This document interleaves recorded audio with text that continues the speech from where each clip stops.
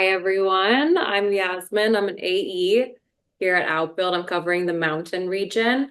So I've been with Outbuild for just over 2.5 years, and I'm here with Ben from Customer Success, and I'm here with Dave, a principal at Taurus Builders over in Colorado. Ben, why don't you kick it off with some intros? All right. Hey, folks, seeing some familiar names here. So excited to have you as a part of this webinar. I'm essentially going to be a fly on the wall, but I'll be helping answer any questions. You've probably seen me in the help chats. You've probably seen, a training video with me or been through a training or an onboarding. So hopefully you're not tired of me yet. And for those who are unfamiliar with me, I've been with Outbuild for a little bit over 3 years now. Really get to enjoy helping, empower our field teams and get everybody up to speed to see success with the software. And been working with Yaz for a while now, and it's been great to see her come up here. So super excited for what she's sharing today. Thank you, Ben. And Dave, tell me more about yourself, about Taurus Builders.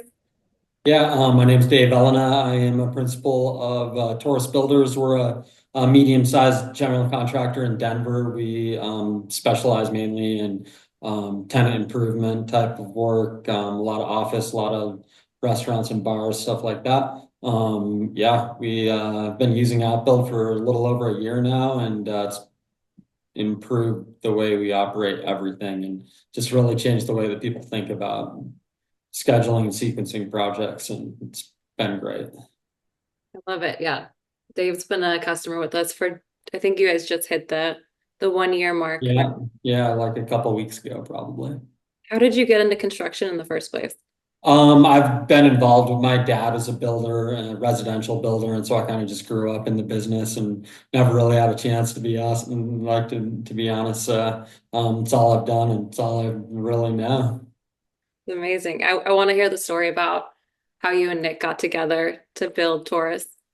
Well, Nick and I actually we went to elementary school together. We grew up in the mountains, and he went to Colorado State, got his construction management degree. I stayed and I was just kept building framing. I was a timber framer for a long time. Then he moved to California, worked for a big general contractor in California. I stayed in Colorado. I started getting opportunities to get bigger and bigger projects that I couldn't handle the office side and manage that. And so when we were ready, I got Nick back. It's been since 2017. What year is it? It's been 7 years now since we've had him back, and yeah, everything. And we just keep improving our processes and getting more clients and bigger projects and more opportunities. And yep, Outbuild is definitely helping with that. So. I love it. What were your biggest headaches before finding out about Outbuild? Like, what were some of the issues that you guys were running into and you're like, okay, we got to find a better solution? Like schedule it, I think it was difficult for us to continually be updating schedules in project. Wasn't easy. It's hard to distribute them to the people that needed to see them. And also another thing that I feel like has really helped us is submitting or tracking submittals through our Procore, submittal logs, stuff like that, and tying those submittals in Procore to activities or tasks in Outbuild and being able to track them that way. So we have on needed on site dates. A lot of our projects are very quick turnarounds, like 3 to 6 months. And so with those short durations, like any delays in procurement just push the schedules out day for day. So, or worse. So, I think that the coordination of submittals and RFIs and all that and how that syncs with Outbuild, and also just being able to easily update it through the look ahead feature or stuff like that, it definitely has improved our processes. Yeah, because I mean, we're solving that disconnect between field and office, but Yeah. also, Procore is not cheap. And submittal tracking is more important now more than ever with Oh, all it's huge. the craziness going on. And it's like how can we maximize on that? You know, how can we tie those into our schedule, not miss out on those required on-site dates and those long lead items? Let's get those RFIs in there too, and just have one-stop shop to have eyes on everything. Yeah, and then everyone can see it, so it has, full transparency for the entire project team, depending on how you set your permissions or whatever, everyone can see it. And so there's no Yeah, surprises and everyone knows what's going on. no surprises. I think now, like our customers, they tell us that their tools they're archaic. You know, we got our schedules in MS Project, we got our schedules in P6, and it feels like a chore to keep that updated. I think you were telling me like you guys would go over your updates and realize, shit, we're a month behind. Yeah. And then you got to go into an OIC and tell them and try and explain it. And we didn't have the backup or, story to tell of why we're a month behind. And so now if we can continue to update it every week, like we'll do it in our weekly foreman's meetings and everyone, we run through the look ahead, everyone agrees, everyone clicks that commit button and it creates accountability between trades that you wouldn't get without it. Yeah. Yep. That's where Outbuild comes in. Like everything, one-stop shop. Let's have a clear line of sight of where you're at. Let's get that collaboration, that buy-in from our trade partners. What's one thing that you wish people outside of construction would understand better about your job? I think that people need to understand the pre-construction and the early buy-in that you need from everyone to be able to have a project run smoothly, that it's not reactionary and that you gotta, figure out all these roadblocks or whatever, like before you even start the project. So I think the pre-con and just the early involvement and coordination is something that people don't really appreciate. Yeah, they want something, they want it now, Yeah, yesterday, but yeah. understanding the moving parts that go into it. So it's like, there's that huge disconnect. And right now, again, contract schedules are in one place, field coordinations on this island by itself. Is this kind of bringing back memories of how it was at Taurus? Yeah, for sure. Yeah, we got like our, Excel document doing our lookaheads and then having to update that back into MS Project. We're doing like, I mean, it's such a pain in the ass that we wouldn't even do it, you right, know? right. The other thing is great about this too is it helps the subs know where you are before they show up, right? And so instead of having to make all the phone calls constantly and saying, oh, we're behind or we're ahead or, they can pull it up and look at it and see where you're at and see where their stuff is aligning. Yeah, well, like what feature would you say having the two connected would be like your favorite or having access to that? Or like what's your team especially pumped about? Honestly, we've spent so much time with Mike Wong on this is the coordination between the submittals in Procore to the tasks in the outbuild schedule and making all that align and making that sync properly has been huge for us. And we've spent, I mean, a lot of time like working that out with him, and he's been amazing. His support that he's given us. Amazing. Yeah, it was things that you're already doing. But I think that that's so big for us, especially with these tight schedules, is that you gotta make sure that your shit's on site in time, or that's gonna just blow everything up. Yeah. And when it's spread across different silos, there's only so much that the brain can handle and keep track of. Oh yeah, it's So let's have impossible. technology help us streamline that into one place. Absolutely. So we got the contract schedule, we have the connected look ahead. This is kind of like our user interface. So it's, what you're used to, CPM Gantt style, kind of like we're not, recreating the wheel. It was pretty similar to MS Project, but without 100 of the extra bells and whistles and buttons that you're never going to use. And then we had the connected look ahead where then superintendents can go in and feel empowered to add in the detail that needs to meet or beat that end date. Something I want to highlight there too is, we focus on this piece on having that field planning, and it's easy to use. It's really powerful. But to Dave's point earlier, it's useless if you're putting together this highly detailed plan if you're not going to have material on site. So that just goes to show, getting those submittals integrated with your schedule allows you to see where you can actually release work and put that plan into place. So just to kind of highlight that point. Thank you for sharing that, Dave. Another thing that's interesting too about this is that, and this is what like something that Mike has taught us too in all of our sessions, is that in your master schedule or your contract schedule, we want to have that like as high level as possible and not put so much detail. Like when we would typically build a schedule in project, man, we would put so many subtasks and all the things and all the predecessors and all the stuff that's all tied to it and all the logic, and this way we have such a high level schedule. And then when we bring our subcontractors in for a pre-con meeting, we explain to them, we say, okay, is this duration what you're expecting when you bid this? Now's your time to like say, I need a few more days here, or I'm good, or whatever. Then we say, okay, you're good. And now we say, now it's your responsibility to fill in the detail in the look ahead for that task. And so not only does it take work off of your plate as the GC, but it makes the subs think about how they're going to get this done. So they don't just show up on site the first day and say, oh, what are we supposed to do?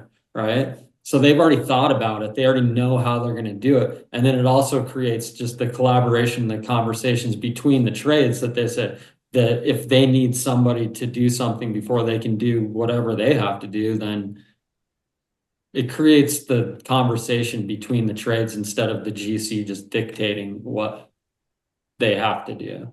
Yeah. You're hiring them because they're the expert in whatever that trade is. So let them tell you how they want to do it, right? Instead of you telling them. Yeah. And it helps having that. And it creates just more trust between the GC and the sub. Like the sub wants to act like they're the smartest guy in whatever they're doing. And so of course they want to share how they're going to do it. Yeah. Everybody wins in that scenario. Yeah. And so just everybody creates more respect. It creates more conversation. It creates all those things. Yeah. It's a totally different way of thinking about it.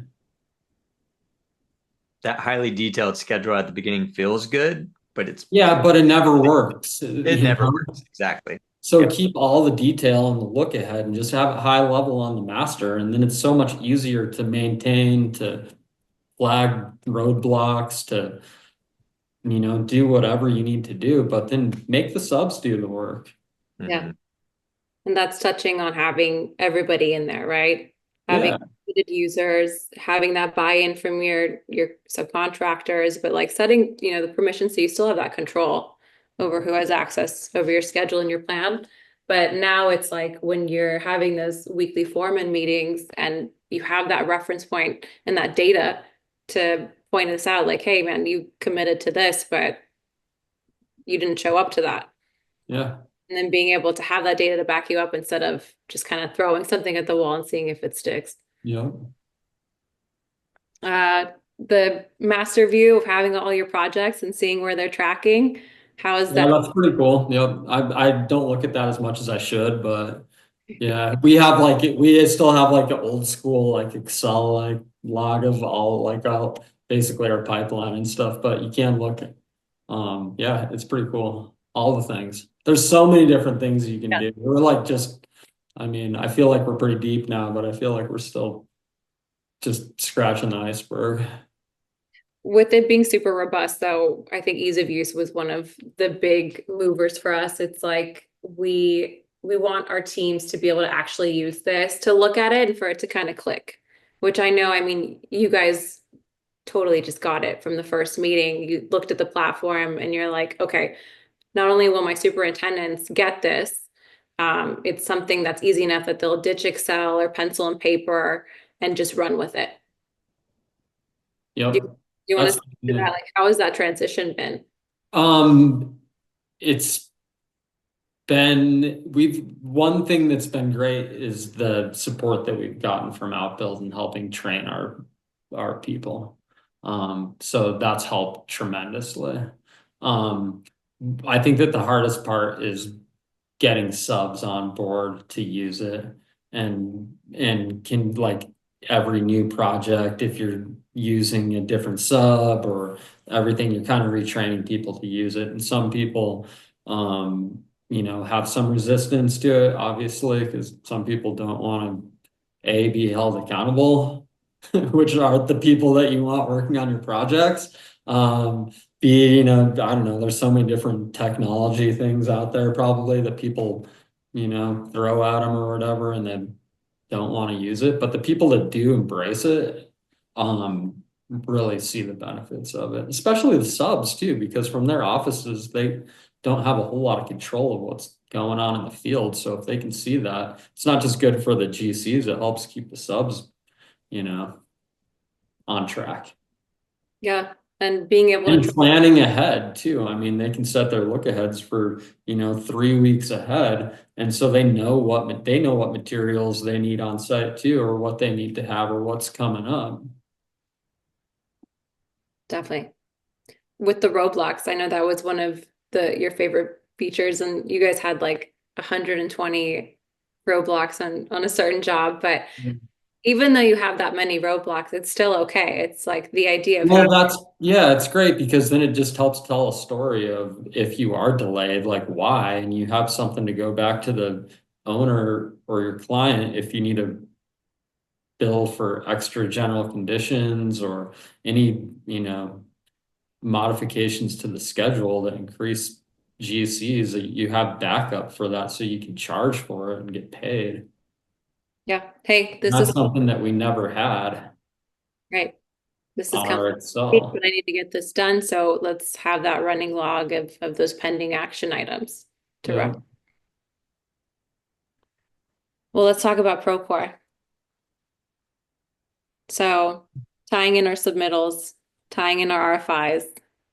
Now we actually are pretty excited. We have Autodesk integration as well, but with the Procore, I mean, you have that significant investment in Procore. Let's get the most value out of that. So you already touched on it, but having those submittals into your schedule, and every time an activity moves, it refeeds that data back into Procore. Has this, saved you guys in a lot of scenarios where materials just not showing up? Well, I think, I don't know if it's saved us, but it's given us heads up if we need to make an adjustment, find a different spec that meets the schedule, like things like that. Because before you're just guessing, but now that you have a required on-site date and the duration of the procurement is outside of that, activity on the schedule, then it'll flag it for you, and you know that you need to make an adjustment. So I Yeah, think that's the biggest thing for us, and just easier to track. there's never a gap or like a date that's being forgotten. Probably. Yes. But yeah, I mean, we're just trying to minimize that risk, It's so hard to keep track of all these dates. Like, you can never, so this is one place that it, keeps it, and you can watch it and see what changes. And it's only as good as the data you're putting in too, right? So if you're putting in bullshit lead times in your procurement in Procore, your subs aren't giving you good information, then that can be a problem. But if you're getting good information, then it's gonna track it correctly. But also that time saving component, right? Oh So yeah, totally. how long did it take you to manually update that every time? Or your guys, like how much time did that save for your teams? So much time, again, because a lot of the subs do that, and so the project engineers enter in the lead time logs and stuff in the procurement and for the submittals and stuff. Yeah, I don't know. I don't know the exact number of how much time it saves us, but it's considerable. And it's What? just more accurate and easy to look at. Yeah. What's one of the weirdest things that you've seen on a job site? Um, the way people cook their food and what they eat for lunch is always interesting to me. And so there's always, the job site microwaves or cooking stuff on a propane heater or toaster ovens or all hot plates, all that stuff. But now I've seen a big increase in the use of air fryers on a job site, which is interesting. But everybody wants their warm leftovers, so it's always weird to me to see how people are and what they're bringing and what they're warming up. Yeah, we got to tell marketing to talk to Instapot about a collaboration. Right? Like a certain job site, industrial air fryer. I like Yeah. it. Outbuild monogrammed. Perfect. So I think let's, you guys pick up the software and then it's like, all right, what do we do from there? Can you tell me about the implementation process? How did it run for you guys? It was really smooth for us. First of all, Yaz did a great job of selling it to us. We were on board immediately. And then Mike Wong, that guy on the second to the left, has just killed it for us. We have a weekly meeting with him for an hour and we talk about any issues. That we're seeing and when we bring up issues like if there's ever any glitches or things not working, I mean he gets back to your team and they fix them or they add it to whatever the list is that they're working on. They're constantly improving and making changes and updating the software. And so but Mike's been so great just going through. And then also when we bring new team members on, stuff like that. He'll do private one-on-ones with them for an hour or whatever it takes until everyone's comfortable with it. There's also a great link that we'll send that Mike gave us that has some YouTube videos on how to that's more geared towards the subcontractors and entering in their stuff in the Lookaheads, all that kind of stuff. And so we can include that in with our subcontracts and stuff because we do like require their participation in Outbuild in their contracts. And so we'll send that link with the contract. So it's like, hey, here's your link to Outbuild in this project for your access, and here's a link to watch this video. And he's even Mike's jumped on calls with our subs. But that support is like what Procore offers for support. Their support sucks. You guys have just been amazing for our whole team, including the subs. Thank you, thank you. And I think that's something that we really, value and want to put forward is that with every customer, we have a dedicated support team member who takes care of all of the onboarding, training, the support. So that means we train you. If you want to train your subcontractors, we're there for that. You guys hire new staff, like we're there throughout the entire partnership. Yeah, and it's not like you get like a few sessions and then you're on your own. I mean, he literally every single week for over a year, we've spent an hour with him every Friday. Yeah, it's been great. Let's see. I guess I can get into the demo now. Yeah. I want to ask a couple more questions. So, what is your favorite thing to do outside of construction? Because I see all the concert posters behind you. So, Yeah, my wife and I see a lot of shows. It's really fun. Travel to a lot of shows and all sorts of different places. But we like to be outside and ski and do all the Colorado things that everybody loves Colorado for. Yeah, we like having fun. a lot of Grateful Dead posters I see back there. Yeah, love the Grateful Dead. lot of Billy Strings, a lot of good stuff. Jam bands mostly. Amazing. All right, well, this is probably, you see this all the time, is where all your active projects live. We have this card view where you can see all of the latest versions. You don't have to pull from different files. I can come in here, I can see the timeline view. This is where you can see exactly how your progress is tracking. So it's calling out to being web-based and having all of your information updated in real time. I can, if you have a small pool of subcontractors that you're using on a consistent basis, I can come in here and filter by that company and see exactly where they're at. When they're finishing one job, able to start the next. Have you guys been utilizing this a lot?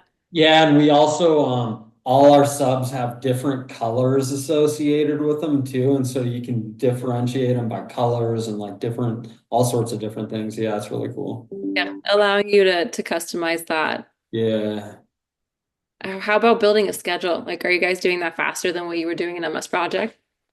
Yes, because we don't put as much detail into it. All the logic's a lot easier to tie. I feel like it's easier to like drag stuff around and then it like automatically changes the dates or whatever. Like if you drag something down or drag it up or yeah. Yeah, you're seeing already like bigger durations here. I got 10-day, 15-day, 20-day durations. And then we can just create links by, oops, there we go, by dragging and dropping. Yeah. Or you can use the little activity card too, if you need to add more detail in that.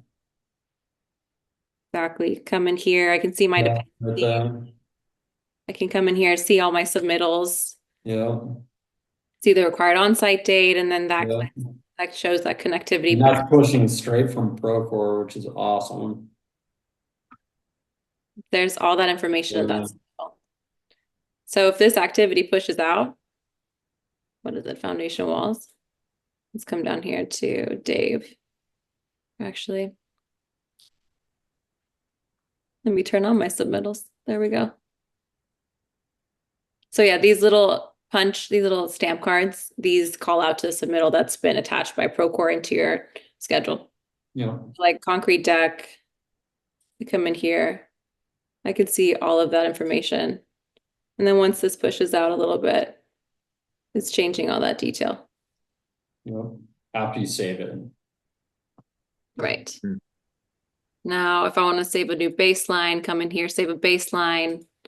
And then this thin blue bar underneath the activity, this represents your baseline. You can see how you're tracking. So like shoring, I'm 4 days ahead of schedule. Steel structure, I'm 3 days behind. Again, calling to like making it super visual to see where you guys are at. We want to print it out. I don't know if it was a nightmare for you guys to format it to just fit everything into one page, but coming in here, I don't want to show my owner baselines or submittals. Let's keep it super simple. Let's turn on our critical path. Yeah. And then we'll download it into a PDF. It all fits into one page. You can put logos on there of your client, your company, all that stuff, which is pretty cool. Yep, we got your logo right there, owner's logo right there, customer spot, legend at the bottom, et voila. And that's pretty much the gist of it with the schedule. We jump into Lookaheads. So this is how your superintendents will engage, and this is what's connected. So it gives you that second area for your superintendents to then build out that detail that doesn't make sense to put into the schedule. So I can come in here and select how many weeks I want to do, and it's pulling that information straight from my schedule. So like foundation walls, I have 10 days to work with. That's reflected by this navy blue bar. And this is what my super would do. Click this plus sign, add a couple new tasks, assign the responsible party. So is it my drywall guy, my electrical guy? Let me have that color reflect where they're supposed to be. And again, have those up, in your foreman meetings and have those conversations. And then we drag and drop to where it fits within that sequence. This is going to actually be 3 days.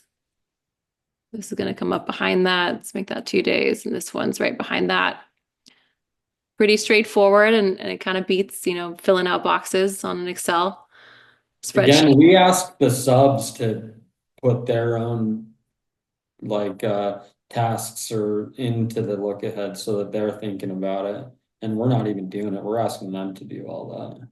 Yeah. And So they do it. before your weekly foreman meetings, it's like Yeah. telling them your plans And to. so we want everyone's tasks in the look ahead before we have that Monday morning foreman meeting. And then everybody goes through it, everybody agrees, and then go to the commit, and then we can commit for that weekly work plan. Let me update my progress. You guys have iPads, right? We do have iPads. So It's we super want easy you. on the iPad too. If you have an iPad and everybody's standing around the table, you can pass it around the table. Everybody can put their stuff in. And if they haven't already, we do try and ask them to have their stuff put in before they show up to that meeting. But if they need to, it's super easy to pass it around. Or if they want to come into the field office or whatever super's using for an office, have them sit down with the iPad for 15 minutes and they can fill out their whole, next week's worth of work. What were you guys doing before? We weren't doing anything. Okay. Did you guys sit down ever, like on a weekly basis or a monthly basis to do the updates? Yeah, I mean, we would do like a internal team meeting, like in addition to our like weekly OACs and stuff. And so we kind of know where we were in our internal meetings weekly, but it is just so, I mean, trying to do look ahead in Excel or whatever is, I don't know, it's difficult. Yeah. So let's, Just to keep it up, it's like sometimes you're like, okay, I'm gonna do this, and you do it for a few weeks and you stop doing it, and then it's like, oh no, but this is so much easier to keep up. exactly, more intuitive. And then this is Yeah, updating that number, which is reflecting in your schedule in real time. So it's yeah. like it's eliminating that double data entry of let's sit down and go over this and see where we're at, where our progress is at. Mhm. Saving time, going back to saving time. I mean, the guys in the field are driving all of this look ahead, right? And so you're doing this with the guys in the field, and then the guys in the office can see it. And they don't have to enter it in. We don't have to do anything, and everyone can see it. Yeah. Calling out to them. All the subs that are looking to see when they need to show up. Now, let's say that this guy moves outside of this Uh-oh. blue bar. Uh-oh. What does that mean? It means there's a delay, right? Yep. How do we communicate that and stay on top of it? Then modification request, there we go. Inspector is sick. Need 2 more days. Because there's no logic living in the look ahead. No. There's still automation in the schedule. So we hop back in here and if this pushes out an activity, it's going to push our critical path. So let's play that what if scenario and see. Well, I think you need someone to approve the modification request, right? Before it changes it on the master. Let me turn on my baselines. So I'm seeing foundation walls right now. It's set to finish on time.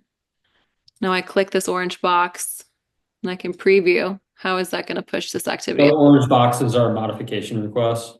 Yeah. But those are where it changes the duration. Okay. Yep. So I click this, it pulls that up, and then I click preview, and it's showing me that that is actually pushing out my foundation walls by 1 day. So for this activity foundations, I'm going to be a day behind schedule. So either approve it or reject it. Approve it, it'll make that change into the schedule, and we'll have that running log.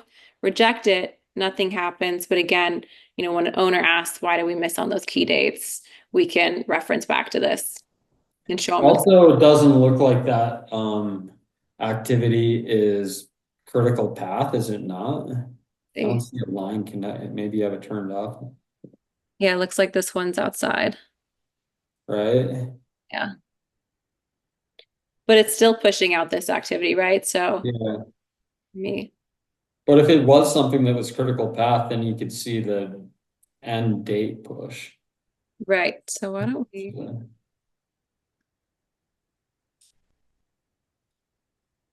Yeah. So this one's not a part of critical path, you're right.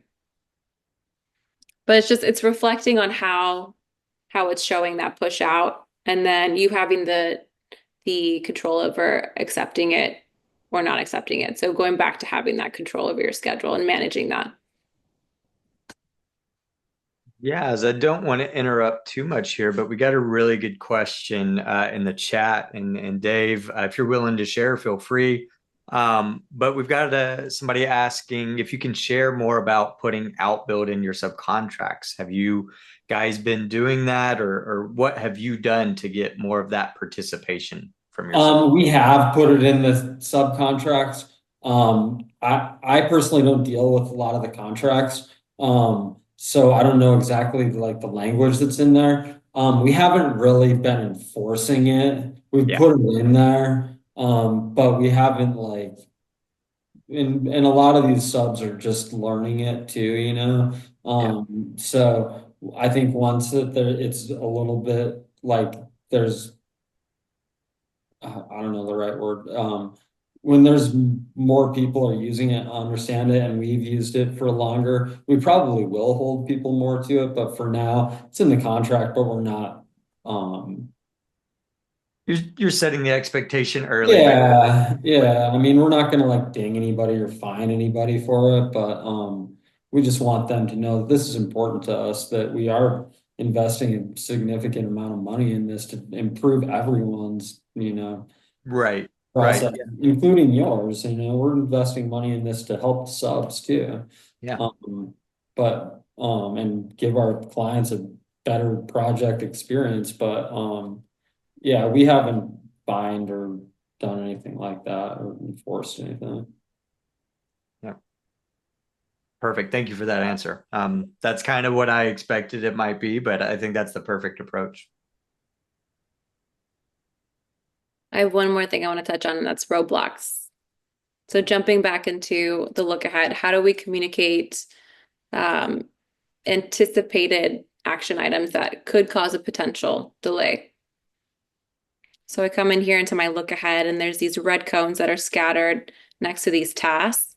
So I can come in here, I can create a roadblock for strip framework. I can select the category, I can give it a description, assign that responsible person who can resolve that roadblock and that issue, and the required by date before it impacts our schedule.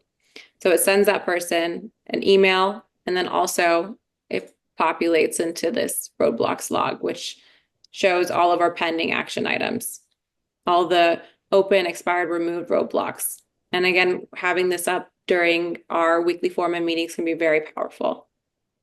Referencing back to this, this is coming up in a day. Are we on top of it? Having those conversations. And like I said, it definitely like, paints a picture, writes a story that if there are roadblocks like RFIs or different submittal reviews or design changes or things like that that are not caused, that are out of your control, then that helps you, paint that picture to your client if you need a charge for extended general conditions or things like that. Like you have the data right here. It's pretty awesome. Going back to the Procore integration, having those RFIs tie into your roadblocks and your look ahead. You see the Procore symbol, I click on that, takes me straight to that data in Procore.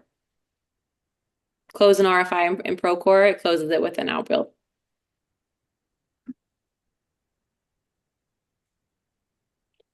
I mean, before this, how are you guys communicating constraints? In our OACs, we would talk about it. Yeah. But we would have to know, A lot of times without this information, we wouldn't know until it was too late. Yep. So less things falling through the cracks, staying ahead of those issues, and merging the look ahead and the schedule together, the name of the game. Any other cool things you want me to touch on before we wrap this up? Man, we've talked about a lot.